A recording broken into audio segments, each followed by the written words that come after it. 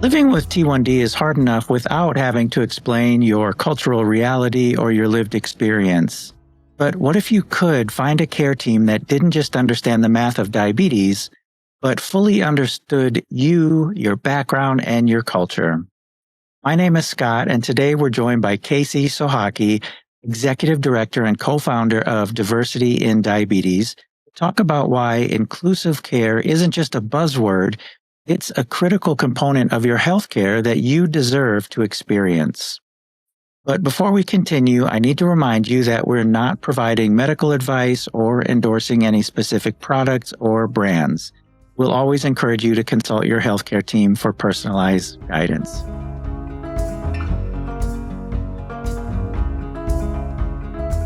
Kacey, it's so great to have you here. I've been a huge fan of yours for a long time. For listeners who are not familiar, can you share a little bit about yourself and your life with T1D? Yeah, for sure. Well, thank you so much for having me on. I was diagnosed with type 1 diabetes when I was 7 years old. This past February, I celebrated my 24th anniversary. Ever since I was diagnosed, I knew I wanted to be in the diabetes space. Just because when I was first diagnosed, I had such a great team that immediately got me connected to the diabetes community through summer camps. Just being connected to that community like so quick, I was like, I love this. Everyone should have this, and really wanted to just deep dive into that and make that kind of my career and my life. So here we are now. Yeah, that's amazing. And I know you've also had some pretty big life milestones recently. Tell us a little bit more about what's going on there, and congratulations on everything. Thanks. Yeah, I feel like I just decided to check off all the big life things like back to back to back. A little over a year ago, got married. Before that, moved from Texas to Arizona. I'm born and raised Texan. All of my family is from Texas. And so 3 years ago, moved here, found my now husband, and that's been amazing. And then now about 12 days ago, we welcomed our first newborn son. His name's Quinn. And so, yeah, definitely just been checking everything off. Yeah, you are. You're like moving through it in warp speed, but it's all amazing things. So congratulations. And I really thank you for taking time to join me on the show. And just so the listeners don't give me a hard time, I really told Kacey, listen, we can wait on this, but she insisted. So we're very grateful. So you mentioned Arizona. You're currently working at WIC in Arizona, right? Tell me a little more about that, and how does your experience living with T1D intersect with your work there? Yeah, for sure. So I can kind of go a little bit back more of, again, I knew I wanted to be in the diabetes space. And when I was, trying to figure out what that looked like, all I really knew was diabetes educators. So I was like, okay, that's what I'm going to do. Started off thinking I was going to be a nurse. And when I was in college, I had to take a nutrition class, and realized I absolutely loved just deep diving into nutrition and understanding that a little bit more over like how that helped my own management. And so once I kind of was doing a lot more free time research on nutrition, I was like, oh, wait, I could actually change my degree and I could be a dietitian. So that's what I did. One of my classes, it was community nutrition. We had to do a rotation at WIC, a local WIC agency. And I immediately fell in love with just the approach that organization had. Like, we're not just giving food benefits, not just giving education, but we're also connecting them to the amazing resources that's like in our area. Yeah, it sounds really fulfilling. I also can imagine, not knowing much about that space, that I even immediately started to think about overlap in people with type 1 diabetes often fall through the cracks in their everyday healthcare system. And I imagine it's similar with WIC, where people are just falling through the cracks because they either don't know about what's available for them or there are barriers in the way. And so it sounds like you and your colleagues at WIC and the different departments really work to remove those barriers and just surround them with whatever help you can offer. So that's really amazing. Yeah. All right, well, let's shift and talk about some diversity in diabetes. So you also co-founded Diversity in Diabetes, or DID for short. For the listeners who are discovering this organization for the first time, how do you describe what DID is all about? And what was that aha moment where you realized we need to build this because it doesn't exist yet?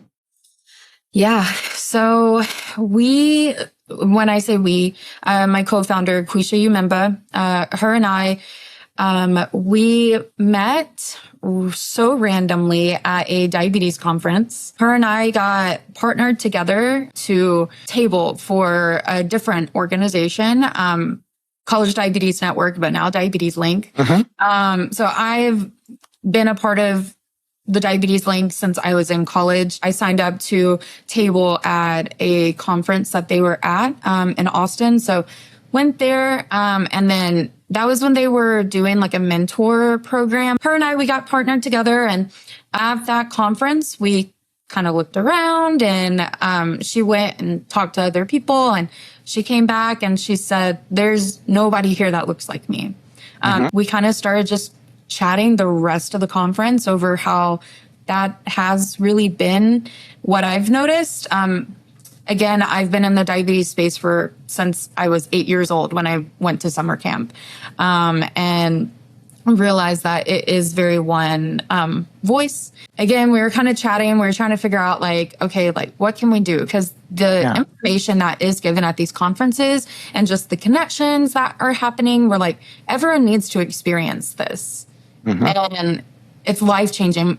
And so we kind of talked about what we could do, and we came to the conclusion of hosting the first ever People of Color Living with Diabetes Summit. So at that point, we were going to do in person, and then COVID happened, and we had to pivot, and we did it virtually. But the impact that it had from that first summit was amazing, obviously, because here we are now, and we heard immediately after the summit of just how important it was for people to hear experiences from people who looked like them.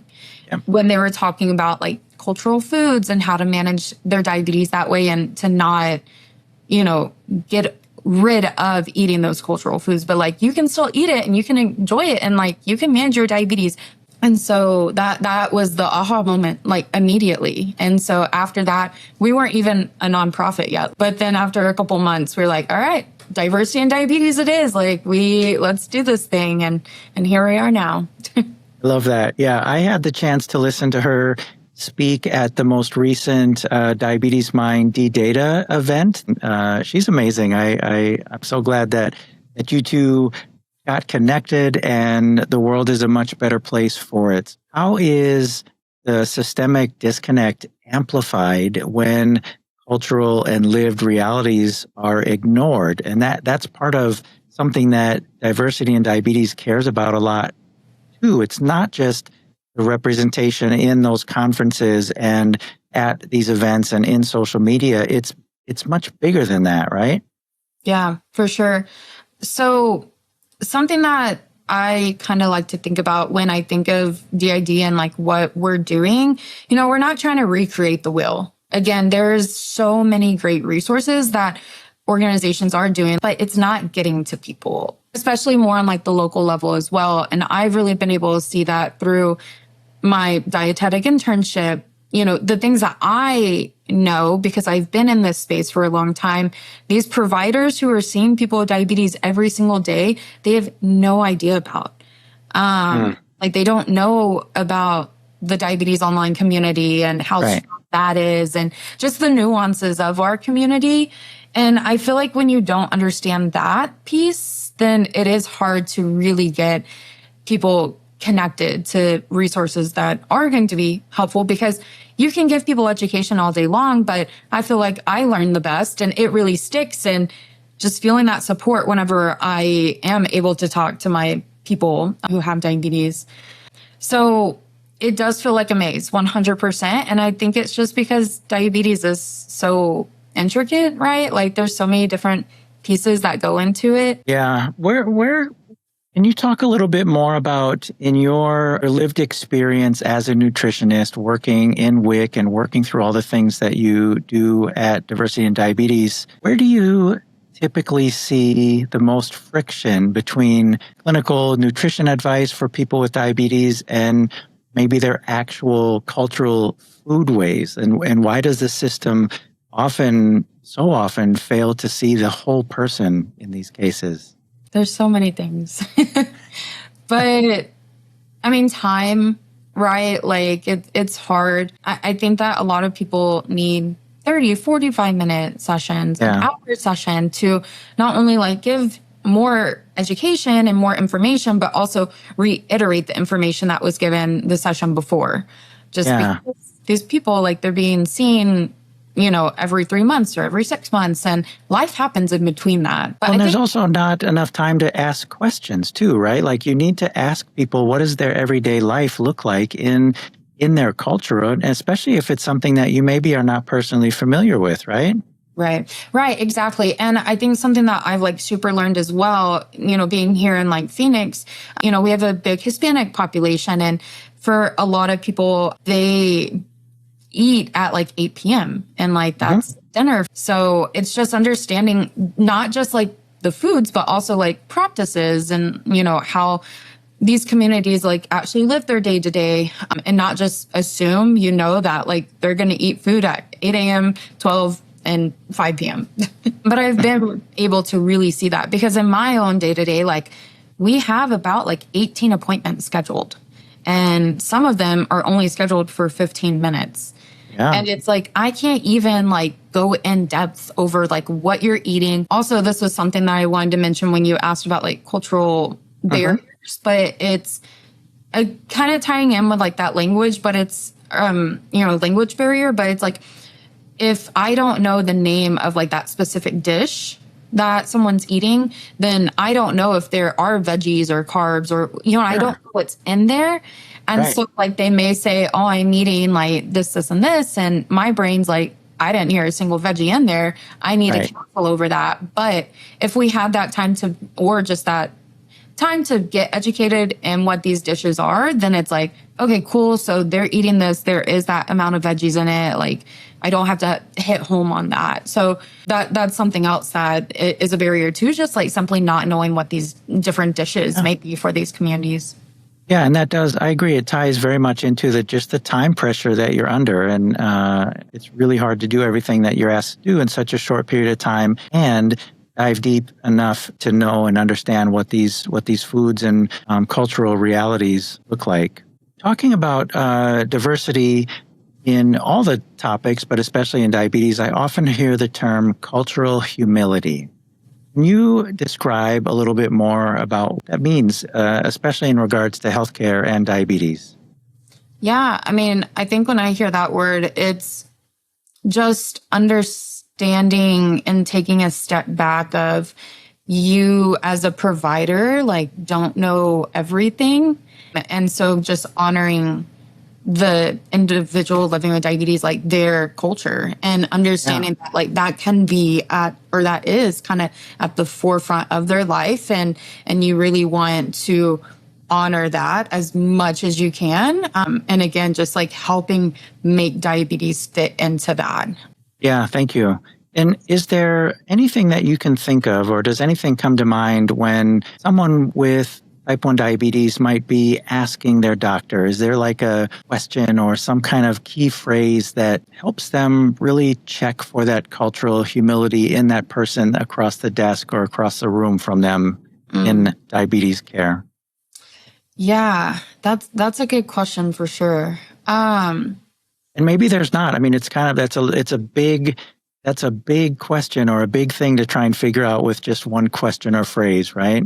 Right. I think it's also too of like, you have to make sure, like I've heard before, like you can fire your provider, right? Like it's not like you can't leave. Like there's always, hopefully going to be someone out there that like your insurance can cover or whatever. It's like, you want to be interviewing that provider when you first see them.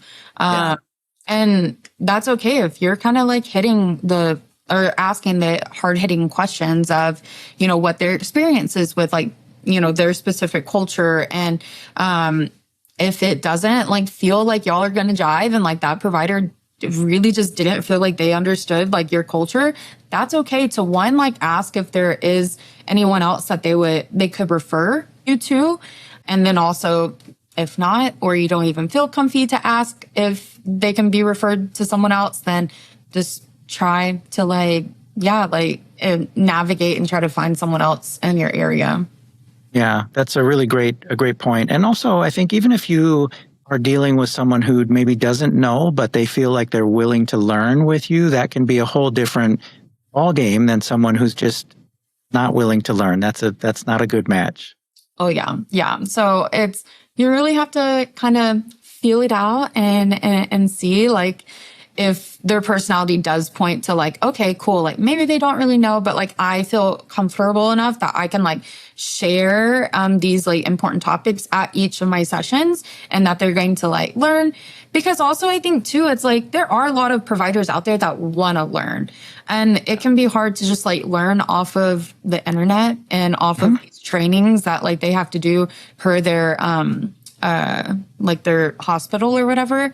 So it's nice too, like whenever the person with diabetes and the provider can like work together to like help the provider learn for like the next person that is living, similar lifestyles, and hopefully they can help someone else a little bit better down the road. Yeah, it's all about helping and knowing where to go and also their awareness of knowing that, okay, maybe I'm not the best, and it would be in the best interest of this person that I'm helping to see a colleague or another medical professional.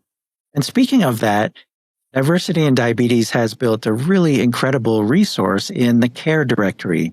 Can you explain a little bit more about what that directory is, and maybe more importantly, how it actually functions as a tool for someone who feels maybe stuck or alienated by their current care? Walk us through a typical experience on the directory. What's the first step someone should take when they land on that page?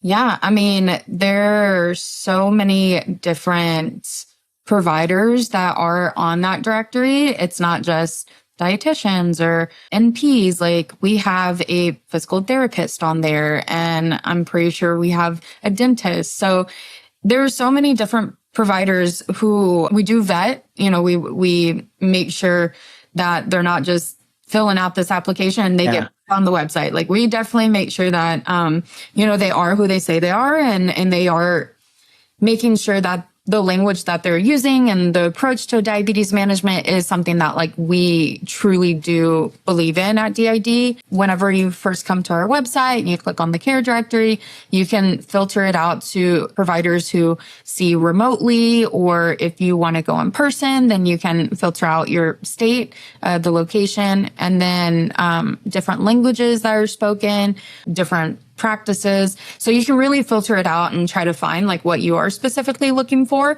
And then all of their information is on there. Like you can go to their website or just email, call, like if they provided that, and you're able to easily directly get connected to these people who seem like they could be a good fit for you. Wonderful. And it's something that you all are updating all the time, right? It's so if somebody goes and visits and they don't find what they're looking for today, it might be a good idea for them to check back every so often, right? Yeah, for sure. So in a way, the care directory is still fairly new, right? Like I think it's been about 2 years that we've really started pushing.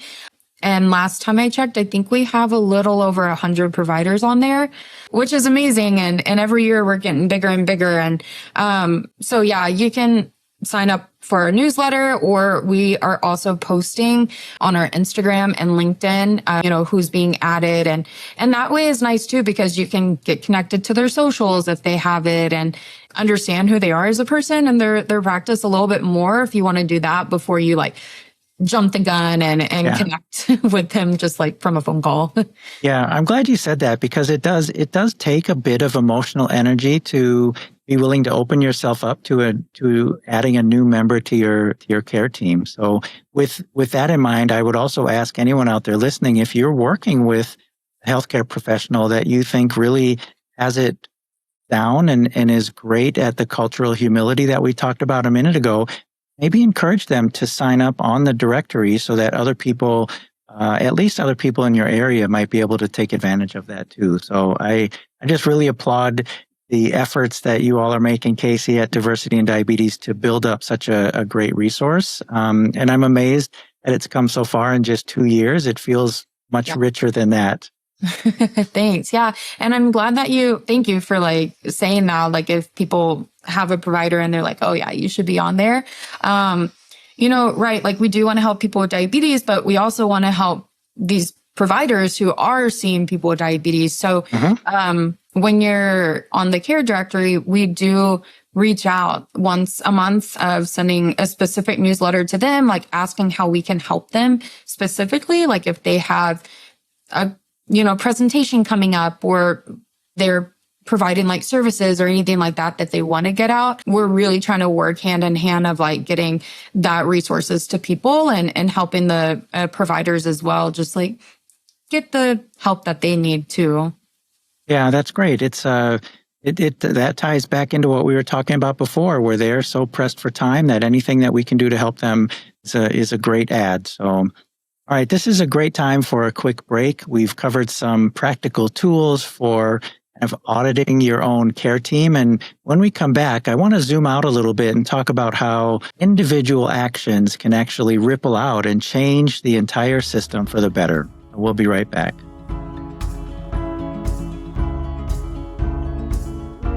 One of my favorite things is sharing a quick story from someone who has participated in the Blue Circle Health program. And we have one today from Galini. People don't generally understand about type 1 diabetes is you're still the person making all the decisions about everything. It can take its toll. Diabetes does not take a day off, right? You're fighting between, insurance companies and providers to even get medication that you need. You get completely demotivated when you have constantly a healthcare system that does not work for you. It works against you. As soon as, Xanadu sort of connected with me, we were kind of like crying. Having somebody who really has the lived-in experience with diabetes just opens the door. I was the person, I was Nalini, who has carried this disease for 32 years. This is meaningful care. Wow, thank you, Galini. Now, this episode is all about breaking down barriers in diabetes care. If you're an adult living with type 1 diabetes or a healthcare professional, you should know about the T1D Exchange or T1DX HEAL program, HEAL. HEAL stands for Health Equity Advancement Lab. The T1DX HEAL is a network of health equity clinical and research leaders who provide thought leadership around T1DX health equity initiatives. They work directly with endocrinology clinics nationwide to identify barriers and ways to improve care for people with diabetes. You can learn more about their quality improvement work and more at T1DExchange.org. And then, as you heard Kacey mention, working with the Diabetes Link is another great partner nonprofit organization that specializes in resources and tools for young adults living with type 1 diabetes. And you can find more about them at thediabetieslink.org. They have a tremendous resource hub and are just another great organization to know. So check them out as well. Diabetieslink.org. We'll be sure to link both of these organizations in the show notes. So we talked about finding individual care that sees the entire person, but it kind of sucks that we have to do that legwork in the first place, right? So I want to zoom out a little bit and start talking about the system as a whole, the healthcare system as a whole. Kacey, many people living with diabetes hesitate to speak up because they fear being labeled difficult or maybe burning bridges with their care team, right? We were talking a little bit about that just before the break. Is there anything that we can do to help them maybe reframe that? And does that one uncomfortable moment of advocacy actually kind of ripple out to create more systemic pressure? Or are we just making noise here? How do we help people see themselves as bridge builders for the next person rather than just these quote unquote difficult patients. Yeah. And obviously, like I have had that own experience, especially during pregnancy, but also my whole, journey with diabetes. And that can be hard, right? Like it definitely takes some certain courage. It just comes with living with diabetes that like we just have to have this certain like confidence. And I feel like it really helps if you do your research as well, kind of take charge of your management.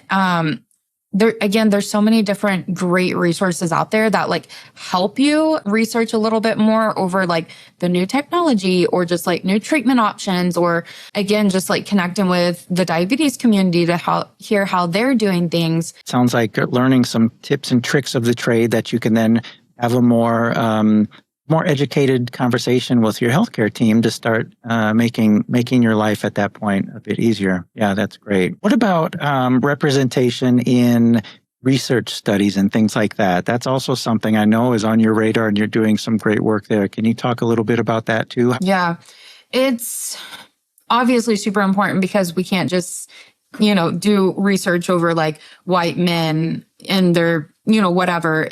We need to make sure that this medication, this treatment is working for literally everyone before it is put out.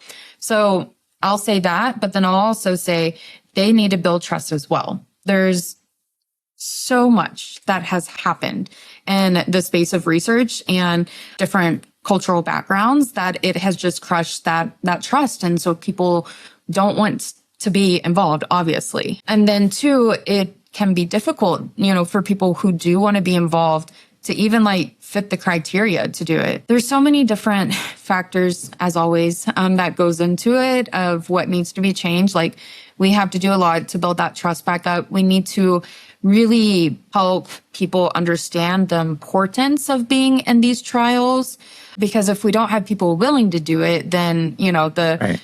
People writing the research, like they can only do so much, but it's crucial, right? Like we definitely need to know if these things being approved is going to work for everyone. I think it's also really important to include diverse communities in the very early stages, right? There's a lot of barriers that we need to remove, like even simple things beyond what you described with the trust. Yeah, I mean, immediately, like they need to be in the room at the very beginning, like you said. There are so many people out there who are so passionate and they are not waiting to be invited to these tables. Like they're bringing their chair and they're sitting down and they're doing it. And so, really want to amplify like their work that they're doing and trying to find like those individuals and make sure that they're being able to be in those spaces as well, and kind of what we can do to help, make sure that they're in those spaces. Yeah, that's a perfect segue into my next question, right? So for those of us and for those who feel that they already have it kind of good enough, right? It might be easy to sit back and say like, all right, this isn't my problem.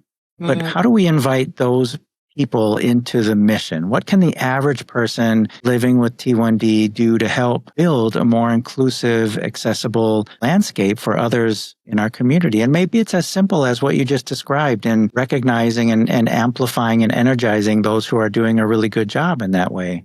Yeah.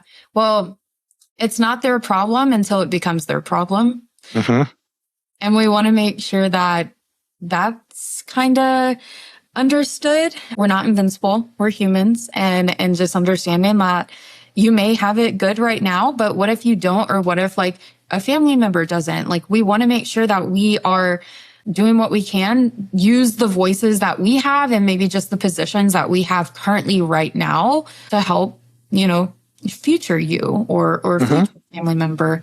Hopefully that perspective, I know that's hard to have that shift, but hopefully like that perspective can maybe help people understand like, oh yeah, okay, I do need to be a part of this conversation. If people want to continue following your work and learn more and support the mission of diversity in diabetes, where should they go? Y'all should go to diversityindiabetes.org or at diversityindiabetes. It's so easy to find us.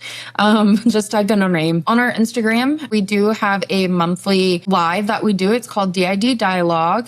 So what we're doing is we're bringing different clinicians, people with diabetes, to just share about their expertise or just what it's like to manage like their diabetes. Yeah. So you can still go on there, you can chat, like ask questions. And it's nice because then again, like they're on Instagram, so you can follow them and really get connected if like what they're saying like really resonates with you.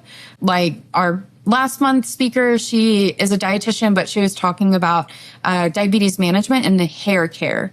And so really talking about the nutrients that helps with that. And that was amazing. So, we do try to have like a monthly connection. So you can still get some good information and good support that we've been talking about.